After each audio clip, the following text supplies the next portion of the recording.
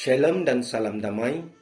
Pada hari ini 6 Agustus 2021, kita bersyukur karena diberi kesempatan untuk sama-sama mendengar renungan sentapan firman Tuhan yang dipetik daripada Injil Markus bab 9 ayat 2 hingga 13. Marilah kita persiapkan diri untuk mendengar.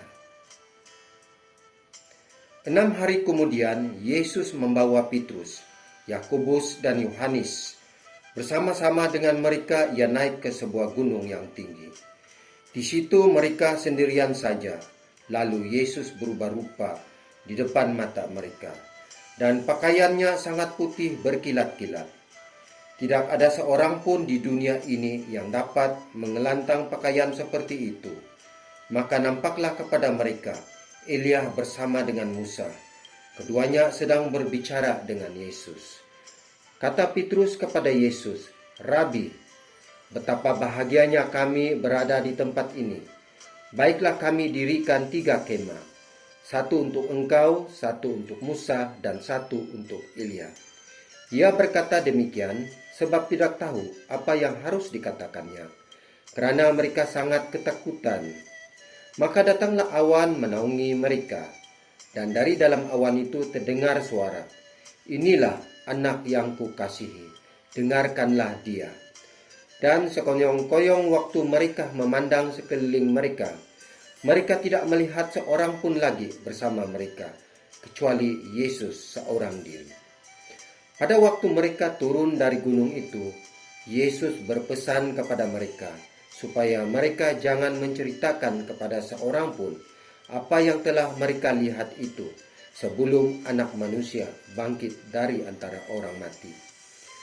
Mereka memegang pesan tadi sambil mempersoalkan di antara mereka apa yang dimaksud dengan bangkit dari antara orang mati.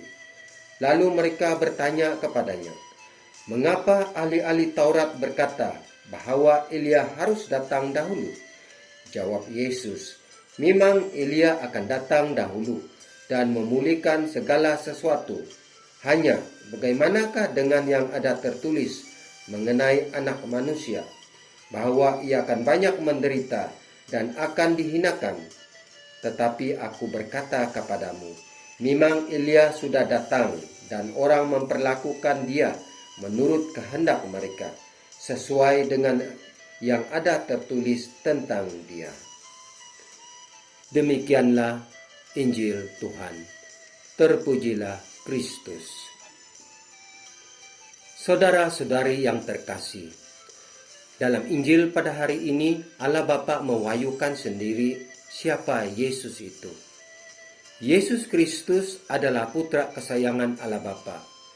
Pewahyuan Yesus Kristus terjadi dalam situasi yang sangat mempesonakan. Dalam Injil Markus yang kita dengar sebentar tadi, dinyatakan Yesus berubah rupa dan pakaian sangat putih berkilat-kilat. Maka nampaklah murid-muridnya Elia bersama Musa berbicara dengan Yesus.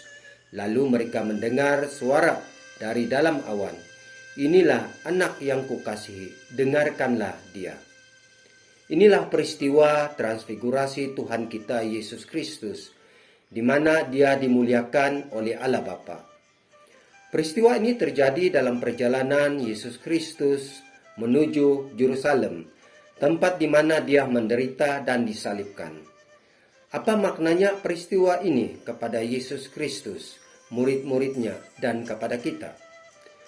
Peristiwa ini sememangnya mengungkapkan bahwa Yesus Kristus adalah putra kesayangan Allah Bapa. Sama sekali tidak berarti dia bebas dari penderitaan. Hal ini memberi pesan kepada kita dan umatnya yang menderita bahwa ini tidak berarti Tuhan tidak ambil peduli dan tidak menyayangi mereka yang menderita. Saudara-saudari, jalan Kristus adalah jalan kita juga. Kalau Yesus Kristus harus terlebih dahulu menderita sebelum memperolehi kemenangan, maka hal yang sama berlaku untuk kita. Kita tidak mungkin memperoleh kebahagiaan, memperoleh kemenangan, keberhasilan kalau kita tidak dengan sabar memikul salib kita masing-masing. Apalagi sekarang ini kita berhadapan ancaman COVID-19. Tidak dapat dinafikan, COVID-19 telah pun menggegarkan satu dunia, terutama sekali dari sudut kesehatan dan ekonomi. Aktiviti keagamaan dan kemanusiaan tidak dapat berjalan dengan baik. Ekonomi negara terjejas dan merundum.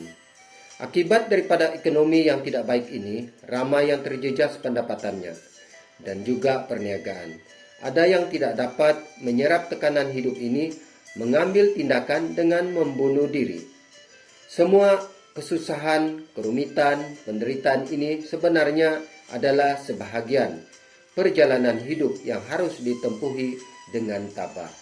Seperti mana penderitaan yang dialami oleh Yesus Kristus. Tetapi percayalah, Tuhan tidak akan membiarkan kita. Seperti kata Yesus, "Datanglah kepadaku, kamu yang semua letih lesu dan berbeban berat.